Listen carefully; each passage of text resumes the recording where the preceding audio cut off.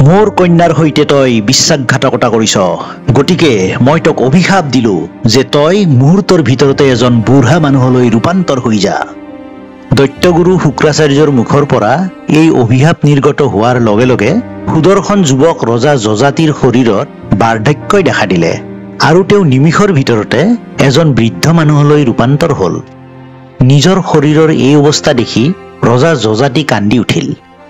নমস্কাৰ দৰ্শকসকল, আজিৰ এই কাহিনীটো সংগ্ৰহ কৰা হৈছে মহাভাৰতৰ আদি পৰ্বৰ অন্তৰ্গত সম্ভৱ পৰ্বৰ পৰা।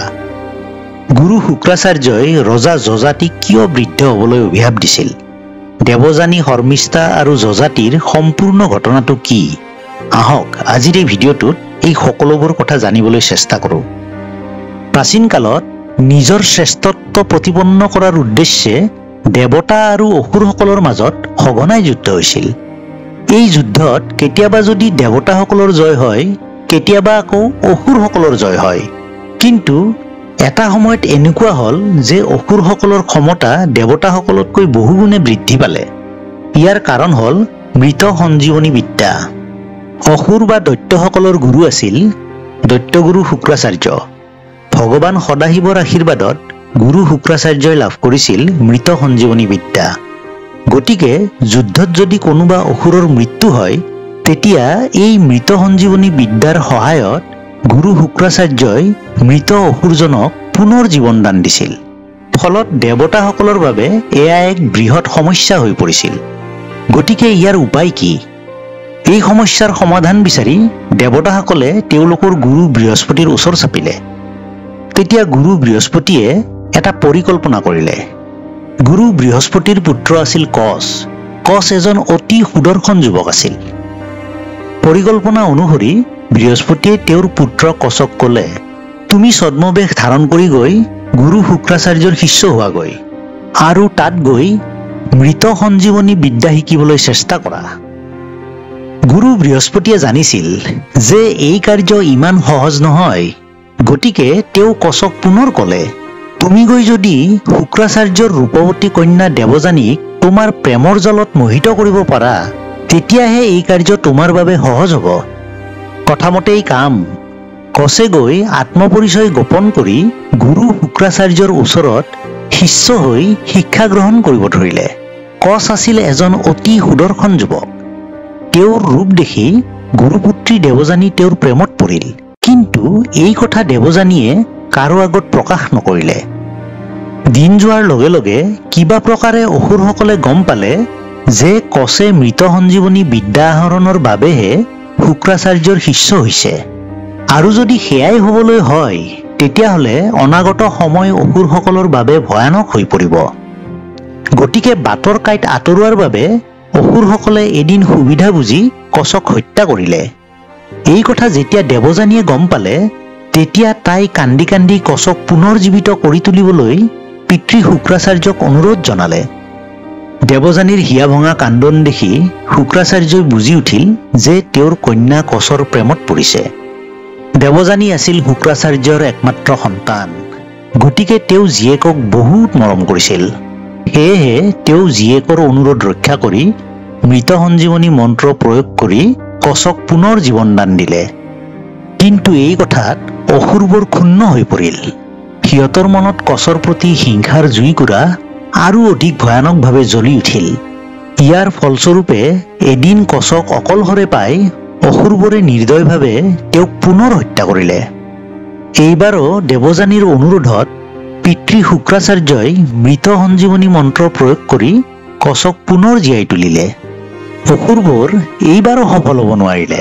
গতিকে এইবাৰ সিহঁতে কচক অন্য প্ৰকাৰে হত্যা কৰাৰ সিদ্ধান্ত গ্ৰহণ কৰিলে। সিহঁতে পৰিকল্পনা কৰিলে যে এইবাৰ সিহঁতে কচক এনেদৰে হত্যা কৰিব যাতে কচৰ মৃতদেহৰ কোনো অৱশিষ্ট নাথাকে। গতিকে পৰিকল্পনা অনুসৰি কেইদিনমানৰ পিছত অসুৰবোৰে কচক পুনৰ হত্যা কৰিলে। এইবাৰ সিহঁতে কচৰ মৃতদেহটো জুইত পুৰি ভস্মীভূত কৰিলে আৰু মৃতদেহৰ ছাইখিনি এবিধ মদিৰাৰ লগত মিহলি কৰি পেলালে আৰু সেই মদিৰা গুৰু শুক্ৰাচাৰ্যক পান কৰিবলৈ অনুৰোধ কৰিলে। শুক্ৰাচাৰ্যই মদিৰা পান কৰি ভাল পাইছিল। গতিকে শিষ্যসকলৰ অনুৰোধ ৰক্ষা কৰি তেওঁ আনন্দ মনেৰে সেই মদিৰা পান কৰিলে। কিন্তু তেওঁ গম নাপালে যে তাত কচৰ মৃতদেহৰ ভস্ম মিহলি হৈ আছে। দেৱযানীয়ে যেতিয়া বহু সময় ধৰি কচক বিচাৰি নাপালে তেতিয়া তাই চিন্তাত অধীৰ হৈ পৰিল। তাইৰ বুজিবলৈ বাকী নাথাকিল যে এইবাৰো নিশ্চয় অসুৰবোৰে কচক হত্যা কৰিছে আৰু তেওঁৰ মৃতদেহ কৰবাত লুকুৱাই ৰাখিছে। গতিকে তাই পুনৰ পিতৃ শুক্ৰাচাৰ্যক অনুৰোধ কৰিলে যাতে তেওঁ কচৰ সন্ধান উলিয়ায়। শুক্ৰাচাৰ্য আছিল এজন মহান ঋষি। তেওঁ তপস্যা কৰি গম পালে যে তেওঁৰ পেটৰ ভিতৰতে ভস্মৰূপে কচ সোমাই আছে। এই কথা জানিব পাৰি শুক্ৰাচাৰ্য বিবুদ্ধিত পৰিল। যদিহে তেওঁ কচক জীৱনদান দিয়ে তেতিয়াহ'লে তেওঁৰ নিজৰ মৃত্যু নিশ্চিত। গতিকে এই কথালৈ লক্ষ্য ৰাখি তেওঁ কচৰ আত্মাটোক মৃত সঞ্জীৱনী মন্ত্ৰৰ জ্ঞান প্ৰদান কৰিলে যাতে কচে শুক্ৰাচাৰ্যৰ পেটৰ পৰা ওলাই আহি শুক্ৰাচাৰ্যক পুনৰ জীয়াই তুলিব পাৰে। শুক্ৰাচাৰ্যই মৃত সঞ্জীৱনী মন্ত্ৰ পাঠ কৰাৰ লগে লগে কচ জীয়াই উঠিল আৰু শুক্ৰাচাৰ্যৰ পেট ফালি বাহিৰলৈ ওলাই আহিল। কিন্তু পেট ফাটি শুক্ৰাচাৰ্যৰ মৃত্যু ঘটিল। কচে যিহেতু ইতিমধ্যে সঞ্জীৱনী মন্ত্ৰৰ জ্ঞান লাভ কৰিছিল গতিকে সেই মন্ত্ৰ প্ৰয়োগ কৰি কচে গুৰুদেৱক জীয়াই তুলিলে। কচে শুক্ৰাচাৰ্যক জীৱনদান দি শিষ্যৰ কৰ্তব্য পালন কৰিলে। সেয়েহে গুৰু শুক্ৰাচাৰ্যই কচক আশীৰ্বাদ দিলে। কচক প্ৰত্যক্ষ কৰি দেৱযানী অত্যন্ত প্ৰসন্ন হ'ল আৰু কচৰ সৈতে বিবাহ কৰিবলৈ ইচ্ছা প্ৰকাশ কৰিলে। তেতিয়া কচে ক'লে, হে দেৱযানী, মোৰ ইয়ালৈ অহাৰ এটাই উদ্দেশ্য আছিল, সেয়া হ'ল মৃত সঞ্জীৱনী বিদ্যাৰ জ্ঞান আহৰণ কৰা। আৰু যিহেতু মোৰ উদ্দেশ্য সফল হ'ল গতিকে মই এতিয়া দেৱলোকলৈ উভতি যাম। বাকী ৰ'ল তুমি দিয়া বিবাহৰ প্ৰস্তাৱ, যিটো মই গ্ৰহণ কৰিব নোৱাৰিম কিয়নো মই তোমাৰ পিতৃৰ পেটৰ পৰা পুনৰ জীৱন লাভ কৰিছো। সেই সূত্ৰে মই তোমাৰ ভাতৃসম আৰু তুমি হলা মোৰ ভগ্নী। গতিকে মই মোৰ ভগ্নীক বিবাহ কৰোৱাটো অসম্ভৱ। কচৰ এই চতুৰালি ভৰা কথা শুনি দেৱযানী ক্ৰোধিত হৈ পৰিল। তেওঁ খঙতে কচক অভিশাপ দি ক'লে, কচ, তুমি প্ৰতাৰণা কৰি মৃত সঞ্জীৱনীৰ বিদ্যা গ্ৰহণ কৰিছা। গতিকে তুমি এই বিদ্যা কেতিয়াও কাৰো ওপৰত প্ৰয়োগ কৰিব নোৱাৰিবা। দেৱযানীৰ মুখৰ পৰা এনে অভিশাপ শুনি কচ ক্ৰোধিত হৈ পৰিল। খঙতে তেওঁ দেৱযানীক অভিশাপ দি ক'লে, হে দেৱযানী, তুমি যদিও ব্ৰাহ্মণ কন্যা কিন্তু তোমাৰ বিবাহ সম্পন্ন হ'ব কেৱল মাত্ৰ ক্ষত্ৰিয়ৰ লগত। এইদৰে কৈ কচ দেৱলোকলৈ গমন কৰিলে। কচৰ প্ৰস্থানৰ পিছত দেৱযানীয়ে দুখমনেৰে জীৱন অতিবাহিত কৰিব ধৰিলে। দৈত্যসকলৰ ৰজা আছিল বৃষপৰ্বা। বৃষপৰ্বাৰ এজনী অতি সুন্দৰী কন্যা আছিল যাৰ নাম হ'ল শৰ্মিষ্ঠা। দৈত্যৰাজ বৃষপৰ্বাৰ ৰাজসভাৰ প্ৰধান আচাৰ্য উপদেষ্টা আছিল অসুৰসকলৰ গুৰু শুক্ৰাচাৰ্য। সেই সূত্ৰে শুক্ৰাচাৰ্যৰ কন্যা দেৱযানী আৰু ৰজা বৃষপৰ্বাৰ কন্যা শৰ্মিষ্ঠা দুয়ো অতি নলেগলে লগা বান্ধৱী আছিল। মনৰ দুখ পাতল কৰাৰ উদ্দেশ্যৰে এদিন দেৱযানীয়ে ৰাজকুমাৰী শৰ্মিষ্ঠা আৰু অন্যান্য কেইগৰাকীমান বান্ধৱীৰ সৈতে বনৰ মাজত থকা এটি অতি সুন্দৰ সৰোবৰত স্নান কৰিবলৈ গ'ল। আটাইকেইজনী বান্ধৱীয়ে নিজৰ নিজৰ বস্ত্ৰবোৰ সৰোবৰৰ পাৰত খুলি থৈ সম্পূৰ্ণ উলংগ হৈ স্নান কৰিবলৈ সৰোবৰৰ পানীত নামিল। কন্যাসকলে স্নান কৰি থকাৰ সময়ত এজাক তীব্ৰ বতাহ ববলৈ ধৰিলে আৰু বতাহৰ বাবে সৰোবৰৰ পাৰত খুলি থৈ যোৱা কাপোৰবোৰ যেনিয়ে তেনিয়ে সিঁচৰিত হৈ পৰিল। সেই সময়তে সেই বনৰ মাজেৰে ভগৱান শংকৰ দেৱী পাৰ্বতীৰ সৈতে কৰবালৈ গৈ আছিল। তেওঁলোক সৰোবৰৰ ফালে আহি থকা দেখি উলংগ অৱস্থাত থকা কন্যাসকলে লজ্জা নিবাৰণৰ বাবে ততাতয়াকৈ পাৰলৈ উঠি আহি যিয়ে যেনেকৈ পাৰে ওচৰতে পোৱা বস্ত্ৰ নিজৰ নিজৰ শৰীৰত মেৰিয়াই ল'লে। যেতিয়া দেৱযানীয়ে সৰোবৰৰ পাৰত উঠি আহি কাপোৰ পিন্ধিব ল'লে তেতিয়া তাই ভুলতে ৰাজকুমাৰী শৰ্মিষ্ঠাৰ কাপোৰযোৰ পিন্ধি ল'লে। তীব্ৰ বতাহৰ বাবে আচলতে কাপোৰবোৰ ইজোৰৰ লগত সিজোৰ মিহলি হৈ গৈছিল। ইয়াত দেৱযানীৰ কোনো ভুল নাই, কিন্তু এই কাৰ্যত ৰাজকুমাৰী শৰ্মিষ্ঠা ক্ষুণ্ণ হৈ পৰিল। তেওঁ ক'লে, এজন সাধাৰণ ঋষিৰ কন্যা হৈ তুমি এগৰাকী ৰাজকুমাৰীৰ কাপোৰ পিন্ধাৰ অধিকাৰ ক'ত পালা? ৰাজকুমাৰীৰ কাপোৰ পিন্ধিলেই তুমি ৰাজকুমাৰী হৈ নোযোৱা। তোমাৰ পিতৃ শুক্ৰাচাৰ্য মোৰ পিতৃৰ অনুগ্ৰহত জীয়াই আছে। মোৰ পিতৃয়ে প্ৰদান কৰা অন্ন গ্ৰহণ কৰিহে তোমালোকে জীৱন নিৰ্বাহ কৰি আছা। গতিকে তোমালোক হলা আমাৰ দাস। শৰ্মিষ্ঠাৰ এনে কথা শুনি দেৱযানীয়ে বান্ধৱীসকলৰ সন্মুখত বৰ লাজ পালে। তেওঁ প্ৰত্যুত্তৰত ক'লে, হে শৰ্মিষ্ঠা, তুমি হয়তো নাজানা যে মোৰ পিতৃ গুৰু শুক্ৰাচাৰ্য অবিহনে তোমাৰ পিতৃৰ কোনো অস্তিত্ব নাথাকিব। মোৰ পিতৃয়ে ইচ্ছা কৰিলে তপবলৰ সহায়ত তোমাৰ পিতৃৰ ৰাজ্য নিমিষতে ভস্মীভূত কৰিব পাৰে। গতিকে মোৰ সন্মুখত উচ্চ বাক্য প্ৰয়োগ নকৰিবা। ৰাজকুমাৰী শৰ্মিষ্ঠাই দেৱযানীৰ পৰা এনে উত্তৰ আশা কৰা নাছিল। গতিকে দেৱযানীৰ কথা শুনি তাইৰ খং উঠিল। খঙৰ ভমকত শৰ্মিষ্ঠাই হিতাহিত জ্ঞান হেৰাই পেলালে। ওচৰতে আছিল এটা কুঁৱা। গতিকে খঙতে সেই কুঁৱাটোত দেৱযানীক পেলাই দিবলৈ ৰাজকুমাৰী শৰ্মিষ্ঠাই বান্ধৱীবৰক আদেশ দিলে।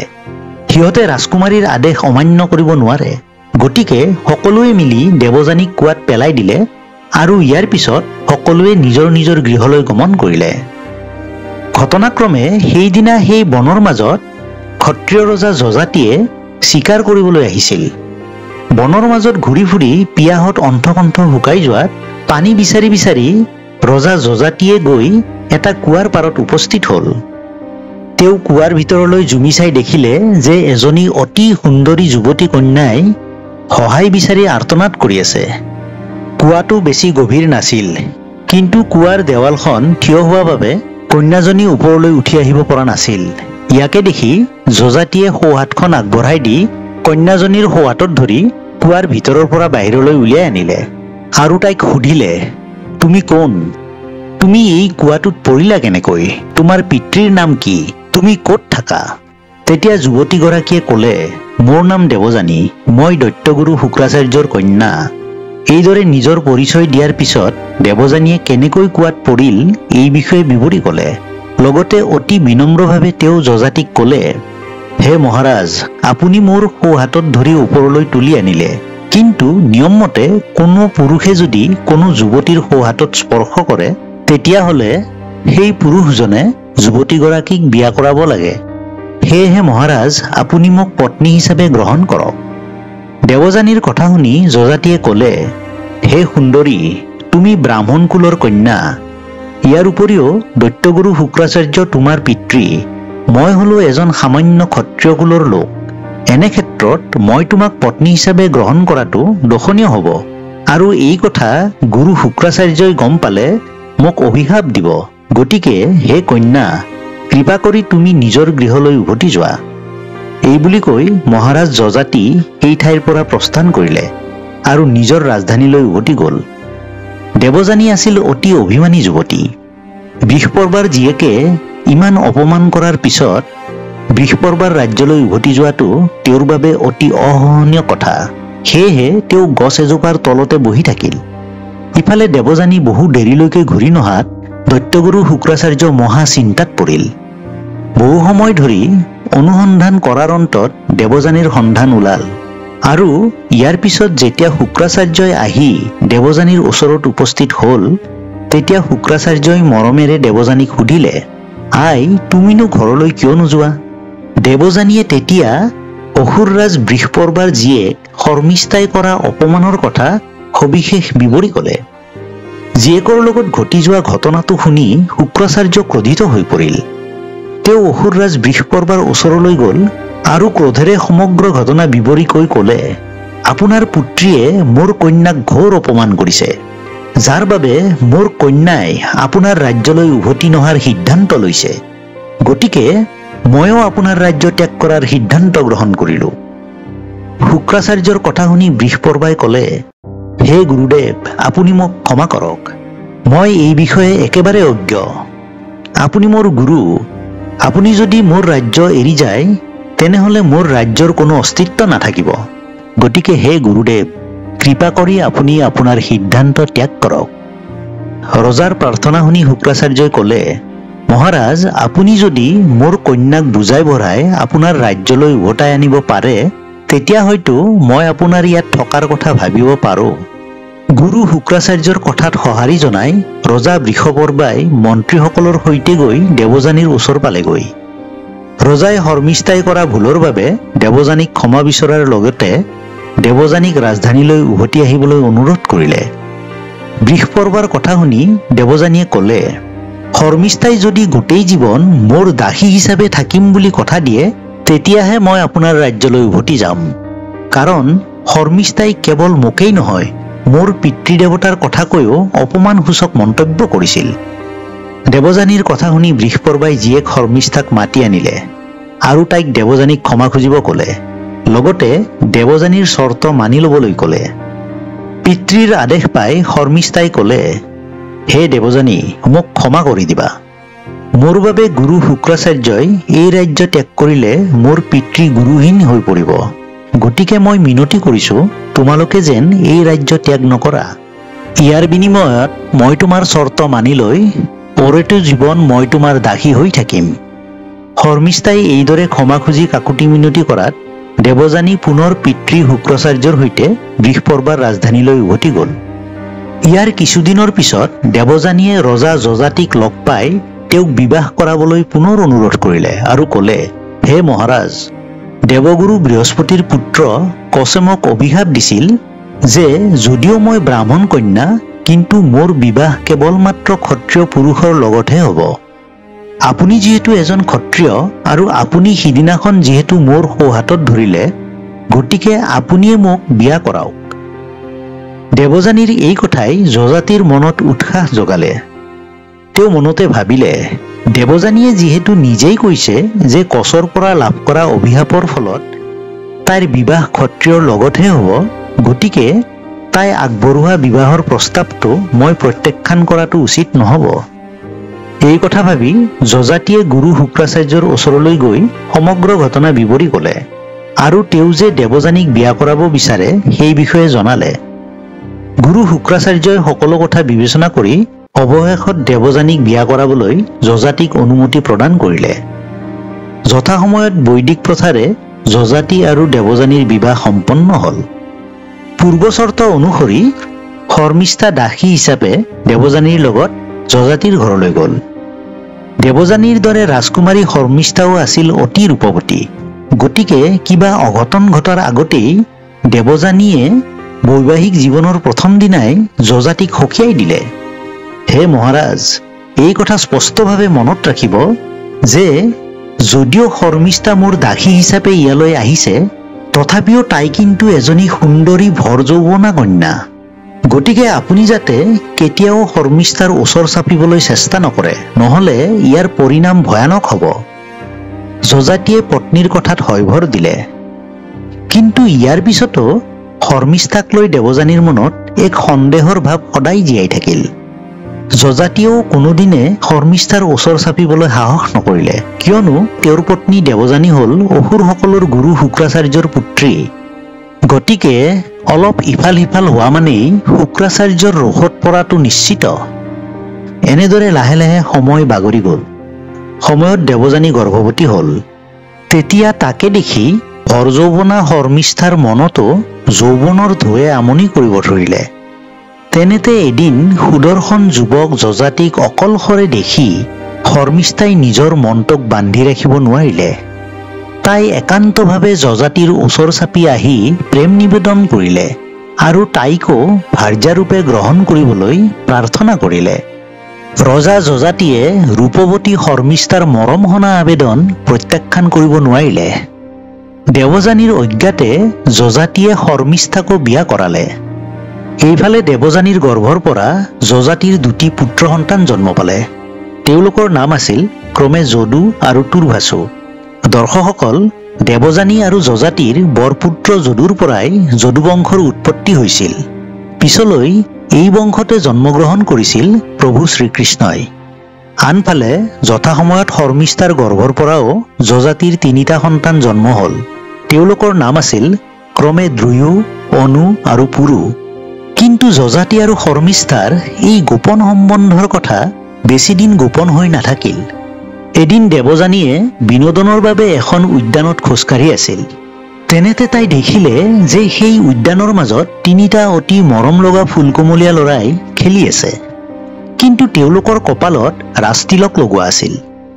এয়া দেখি দেৱযানী আচৰিত হৈ বালক কেইজনৰ ওচৰ চাপি সুধিলে, তোমালোক তিনিওজনে যে ৰাজতিলক লগাই ঘূৰি ফুৰিছা, তোমালোকৰ পিতৃৰ নাম কি?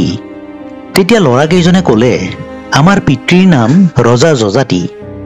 এই কথা শুনি উৎকণ্ঠাত দেৱযানীৰ হাত ভৰি কঁপিব ধৰিলে। তেওঁ ল'ৰাকেইটাক আকৌ সুধিলে, তেন্তে তোমালোকৰ মাতৃৰ নাম কি? তেতিয়া ল'ৰাকেইটাই ক'লে, আমাৰ মাৰ নাম শৰ্মিষ্ঠা। সিহঁতৰ মুখৰ পৰা এইবোৰ কথা শুনি দেৱযানীৰ খঙে মূৰৰ চুলি ৰাগ পালে। খঙতে তাই একো ক'ব নোৱাৰা হ'ল। লগে লগে তাই পিতৃ শুক্ৰাচাৰ্যৰ ওচৰলৈ যাবলৈ ওলাল। কথা বিষম দেখি যযাতিয়ে দেৱযানীক নানা প্ৰকাৰে সৈমান কৰাব বিচাৰিলে, যাতে তাই কোনোপধ্যে এই বিষয়ে পিতৃদেৱক অৱগত নকৰে। কিন্তু নাই, যযাতিৰ কোনো কথাই দেৱযানীয়ে নুশুনে। খঙতে তাই গৈ পিতাকৰ ওচৰত সকলো কথা বিৱৰি কৈ ক'লে, পিতা, ৰজা যযাতিয়ে মোৰ লগত যি বিশ্বাসঘাতকতা কৰিছে তাৰ বাবে তেওঁক উচিত শাস্তি প্ৰদান কৰক। তেতিয়া শুক্ৰাচাৰ্যই ক'লে, আই, সঁচাকৈয়ে তোমাৰ লগত এয়া ঘোৰ অন্যায় হৈছে। গতিকে তুমিয়েই কোৱা যযাতিক কি শাস্তি দিয়া উচিত? পিতৃৰ কথা শুনি দেৱযানীয়ে ক'লে, যিহেতু ৰজা যযাতিয়ে অন্য নাৰীৰ সৈতে কামনা বাসনাত লিপ্ত হৈছে, গতিকে তেওঁক বাৰ্ধক্যৰ অভিশাপ দিয়ক, যাতে তেওঁ জীৱনত আৰু কোনো নাৰীৰ সৈতে এনে কাৰ্যত লিপ্ত হ'ব নোৱাৰে।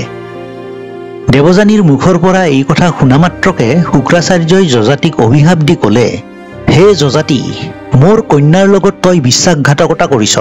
গতিকে মই তোক অভিশাপ দিলো যে তই মুহূৰ্তৰ ভিতৰতে এজন বুঢ়া মানুহলৈ ৰূপান্তৰ হৈ যা। দৈত্যগুৰু শুক্ৰাচাৰ্যৰ মুখৰ পৰা এই অভিশাপ নিৰ্গত হোৱাৰ লগে লগে সুদৰ্শন যুৱক ৰজা যযাতিৰ শৰীৰত বাৰ্ধক্যই দেখা দিলে আৰু নিমিষতে তেওঁ এজন বৃদ্ধ মানুহলৈ ৰূপান্তৰ হ'ল। নিজৰ শৰীৰৰ এই অৱস্থা দেখি ৰজা যযাতিয়ে কান্দি উঠিল। কান্দি কান্দি যযাতিয়ে দেৱযানীক ক'লে, মোৰ এই অৱস্থা প্ৰত্যক্ষ কৰি তুমি নিশ্চয় সন্তুষ্টি লাভ কৰিছা। কিন্তু তুমি ভাবি চাইছানে যে মোৰ এই অৱস্থা কৰি তুমি নিজৰ ভৰিতে কুঠাৰ মাৰি ল'লা? কাৰণ এই ভৰ যৌৱনতে তুমি মোৰ দৰে বৃদ্ধ স্বামী এজনৰ লগত কেনেকৈ দিন অতিবাহিত কৰিবা? যযাতিৰ কথা শুনি খঙাল দেৱযানী শান্ত হ'ল আৰু তাই ভাবিলে যে ৰজা যযাতিয়ে ঠিক কথাকেই কৈছে। মইচোন নিজৰেই বিপদ মাতিলো, এতিয়া মোৰ কি হ'ব? এই কথা ভাবি তাই পিতৃ শুক্ৰাচাৰ্যক অনুৰোধ কৰি ক'লে, হে পিতা, মই মহাভুল কৰিলো। যযাতিক শাস্তি প্ৰদান কৰি মই নিজৰেই বিপদ মাতি আনিলো। গতিকে হে পিতা, অনুগ্ৰহ কৰি আপুনি যযাতিক পুনৰ যৌৱন অৱস্থা ঘূৰাই দিয়ক। মই আপোনাক হাতজোৰ কৰিছো। এই কথা শুনি শুক্ৰাচাৰ্য চিন্তিত হৈ পৰিল। এতিয়া কি কৰা যায়? অভিশাপ ঘূৰাই লোৱা সম্ভৱ নহয়। এনেদৰে বহু ভাবি চিন্তি গুৰু শুক্ৰাচাৰ্যই এটা উপায় উলিয়ালে আৰু যযাতিক ক'লে, তুমি যৌৱন নিশ্চয় ঘূৰাই পাবা, কিন্তু তাৰ বাবে তুমি তোমাৰ কোনোবা এজন সন্তানৰ পৰা যৌৱন ধাৰলৈ ল'ব লাগিব আৰু সেই সন্তানে তোমাৰ বাৰ্ধক্য গ্ৰহণ কৰিব লাগিব। তেতিয়াহে তুমি পুনৰ যৌৱন অৱস্থা ঘূৰাই পাবা। শুক্ৰাচাৰ্যৰ কথা শুনি ৰজা যযাতি বিমৰত পৰিল। এতিয়া কি কৰা যায়? কোনে তেওঁক নিজৰ যৌৱন দান কৰিব? বহু ভাবি চিন্তি যযাতিয়ে তেওঁৰ বৰপুত্ৰ যদুৰ ওচৰলৈ গ'ল আৰু ক'লে, হে যদু, তুমি মোৰ বাৰ্ধক্য গ্ৰহণ কৰি তোমাৰ যৌৱন মোক প্ৰদান কৰিবানে? পিতৃৰ এই প্ৰস্তাৱ যদুৱে অস্বীকাৰ কৰিলে। হতাশ হৈ যযাতিয়ে তেওঁৰ আন 4জন পুত্ৰৰ ওচৰত তেওঁলোকৰ যৌৱন ভিক্ষা খুজিলে, কিন্তু কোনো এজনেই নিজৰ যৌৱন পিতৃ যযাতিক প্ৰদান কৰিবলৈ ইচ্ছা প্ৰকাশ নকৰিলে। ইয়াকে দেখি যযাতিৰ কনিষ্ঠ পুত্ৰ পুৰু আগবাঢ়ি আহিল আৰু ক'লে, হে পিতা, আপুনি আৰু মাতা শৰ্মিষ্ঠাৰ বাবেই মই এই পৃথিৱীখন দেখিবলৈ সক্ষম হৈছো। মোৰ এই শৰীৰ আপোনালোকৰেই সৃষ্টি। আপোনালোক অবিহনে মোৰ কোনো অস্তিত্ব নাথাকিলহেঁতেন। বিপদত পিতৃ মাতৃক সহায় কৰাটো এজন সন্তানৰ কৰ্তব্য। গতিকে হে পিতা, মই আপোনাৰ বাৰ্ধক্য গ্ৰহণ কৰিবলৈ সন্মত আৰু মই মোৰ যৌৱন আপোনাক প্ৰদান কৰিম। এই বুলি কৈ কনিষ্ঠ পুত্ৰ পুৰুৱে যযাতিৰ বাৰ্ধক্য গ্ৰহণ কৰিলে আৰু নিজৰ যৌৱন পিতৃ যযাতিক প্ৰদান কৰিলে। পুত্ৰৰ যৌৱন লাভ কৰি যযাতি পুনৰ এজন যুৱকলৈ ৰূপান্তৰ হ'ল। ইয়াৰ পিছত পুত্ৰৰ যৌৱনৰ দ্বাৰা যযাতিয়ে প্ৰায় 1000 বছৰ ধৰি জীৱন উপভোগ কৰিলে আৰু ভোগবিলাসত লিপ্ত হৈ পৰিল। ইমান দীঘলীয়া সময় ধৰি ভোগবিলাসত লিপ্ত হৈ থকাৰ পিছতো যযাতি অতৃপ্ত হৈ আছিল আৰু দিনে দিনে তেওঁৰ ভোগবিলাসৰ প্ৰতি আসক্তি বৃদ্ধিহে পাবলৈ ধৰিলে। এদিন যযাতিয়ে অনুভৱ কৰিলে যে ভোগবিলাসৰ প্ৰতি এই লালসাৰ কোনো অন্ত নাই। যৌৱনৰ আসক্তিত তেওঁ অন্ধ হৈ পৰিছে যাৰ বাবে তেওঁ নিজৰ পুত্ৰক বৃদ্ধা অৱস্থালৈ ঠেলি দি তেওঁৰ যৌৱন উপভোগ কৰাৰ দৰে চৰম নিকৃষ্ট কাৰ্যত লিপ্ত হৈছে, যিটো কেতিয়াও উচিত নহয়। গতিকে তেওঁ পুত্ৰৰ যৌৱন ঘূৰাই দিয়াৰ সিদ্ধান্ত ল'লে আৰু নিজে বাৰ্ধক্যৰ জীৱন স্বীকাৰ কৰিলে। লগতে তেওঁ তেওঁৰ পুত্ৰ পুৰুষ সমস্ত ৰাজ্যভাৰ গতাই দি ঈশ্বৰৰ সাধনাত ব্ৰতী হ'বলৈ বনলৈ গমন কৰিলে। বনবাসী হৈ যজাতিয়ে পৃথিৱীৰ সকলো মায়ামোহ ত্যাগ কৰিলে আৰু যোগৰ বলত পাৰ্থিৱ শৰীৰ ত্যাগ কৰি পৰমাত্মাৰ সৈতে বিলীন হৈ গ'ল। দৰ্শকসকল, এই ঘটনাটোৰ পৰা আমি ইয়াকে শিকিবলৈ পাওঁ যে ভোগবিলাসৰ লালসাই আমাক জীৱনৰ মূল লক্ষ্যৰ পৰা বিচলিত কৰে। পৃথিৱীৰ মায়ামোহৰ পৰা মুক্তি লাভ কৰাটো অনেক গুণে কঠিন। আমি আত্মীয় স্বজনৰ প্ৰতি যি আকৰ্ষণ অনুভৱ কৰোঁ সেয়া মাথো এক মায়াজাল, যাৰ পৰা পৰিত্ৰাণ পোৱাটো খুবেই কঠিন।